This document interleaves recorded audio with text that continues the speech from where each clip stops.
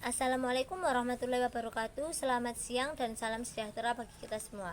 Nama saya Ilmiatul Hamdiah, NIM 200201140449 dari kelas 2020B, Prodi S1 Pendidikan Bahasa dan Sastra Daerah, Fakultas Bahasa dan Seni, Universitas Negeri Surabaya.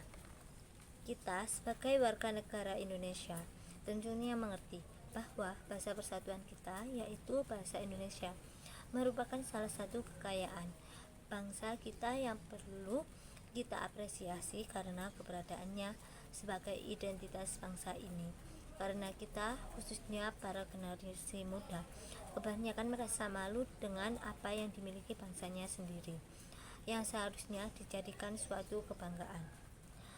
Salah satu hal yang bisa menjadi alasan kenapa kita harus berbangga berbahasa Indonesia, karena bahasa Indonesia termasuk bahasa persatuan yang diraih dengan perjuangan. Tanpa kita sadari, bahasa Indonesia termasuk bahasa persatuan yang mungkin menjadi satu-satunya bahasa yang harus melalui perjuangan sampai di dalam penghabisan.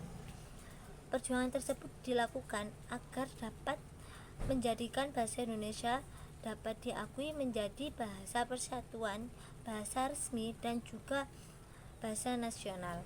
Pada 89 tahun silam, tepatnya pada tahun 1928, para pemuda Indonesia dalam salah satu Sumpah Pemuda, mereka berjanji terhadap Ibu Pertiwi untuk selalu menjunjung tinggi bahasa Indonesia sebagai bahasa persatuan. Oleh karena itu, kita harus bijak dalam bersikap terhadap penggunaan bahasa Indonesia secara global.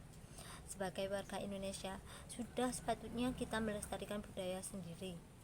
Misalnya melalui penggunaan bahasa Indonesia yang baik dan benar, sesuai dengan ejaan yang disempurnakan. Apalagi pada situasi yang dianggap formal, penggunaan bahasa Indonesia yang baik dan benar menjadi prioritas utama. Sebaliknya, jika dalam kondisi non-formal, tidak resmi, atau pembicaraan santai, bisa berbahasa yang baik tetapi tidak mengikat kaidah bahasa di dalamnya.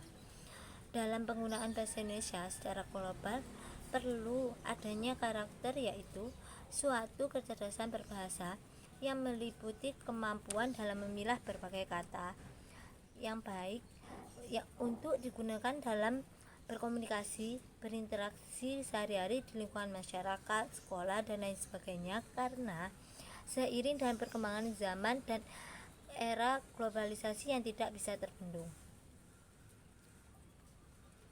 membuat bangsa Indonesia seakan terhipnotis dengan adanya perkembangan tersebut.